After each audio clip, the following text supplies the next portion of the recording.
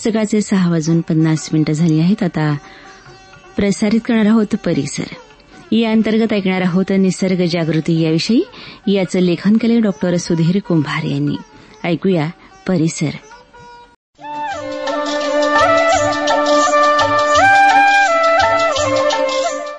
श्रोतेहो, आपल्या परिसरातील कचऱ्याची विल्हेवाट अयोग्य पद्धतीनं लावल्यानं प्रदूषणात झालेली वाढ आपण नेहमीच पाहतो. कुजणारा आणि न कुजणारा कचरा एकत्रित फेकण्याच्या पद्धतीमुळे कचरा डेपोमध्ये तो कुजवण्याऐवजी जाळला जातो. अनेक स्वच्छता मोहिमेमध्ये चांगलं काम केल्यानंतर त्याचा शेवट कचरा जाळून केला जातो. आपल्या बागेत पडलेला कचरा, पालापाचोळा, झाडांची पानं, फुलं, फळं याची विल्हेवाट लावणं म्हणजे ते गोळा करणं आणि जाळणं असं आपण समजतो.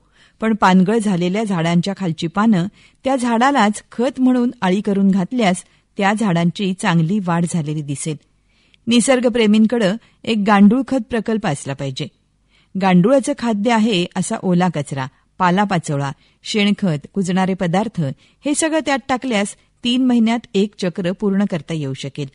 असे गांडूळ खत आपण खड्ड्यात, बांधीव हौदात, फुटक्या बादल्यात, खोक्यात हे करू शकता.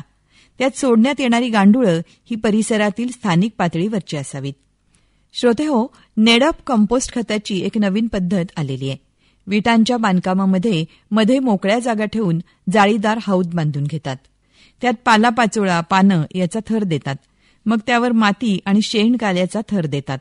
असे एकाडेक थर दिले जातात आणि सर्वात शेवटी शेण मातीनं लिंपून घेतल्यास 90 दिवसात त्यात ऑक्सिश्वसन आणि विना ऑक्सिश्वसन करणारे जीवाणू खत तयार होतं. वर्षातून या 3-4 वेळा तर नेडॅप कंपोस्ट खत आपल्याला मिळत राहील. सार्वजनिक मुतारीतून बाहेर पडणारं मूत्रही गटारीतून वाहत जातं.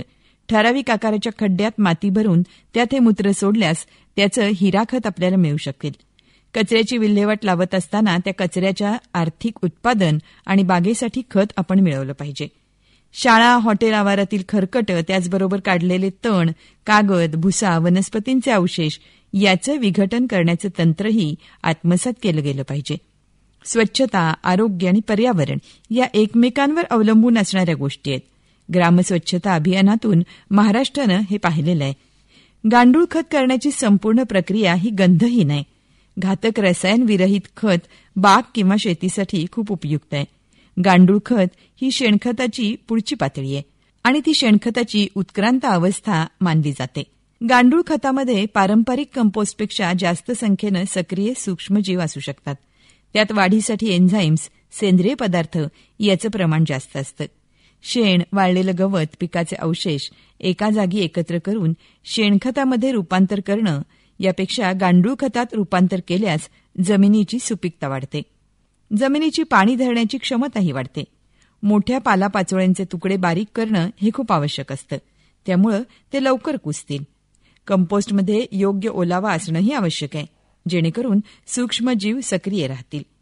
पीक अवशेषात सेंद्रिय घटक टाकून मग कुजण्यास मदत करता येते. पुसा, डिकंपोझर, सूक्ष्मजीवयुक्त अपघटक, ट्रायकोडर्मा जैविक बुरशीजन्य अपघटक हे सध्या प्रचलित आहेत.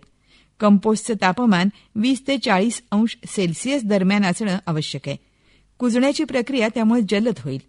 खत तयार करताना प्लास्टिक, धातू किंवा इतर रासायनिक कचरा टाळणं हे आवश्यक आहे. गहू काढणीनंतर शेतामध्ये मोठ्या प्रमाणावर गव्हाचे अवशेष, धसकट, भुसा हा शिल्लक राहतो. काही जण हे सरळ जाळून टाकतात.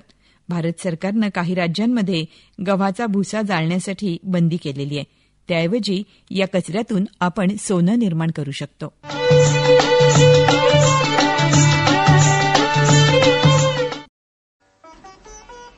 श्रोतेहो, आपण ऐकत होतात परिसर. या अंतर्गत निसर्ग जागृती याविषयीची माहिती.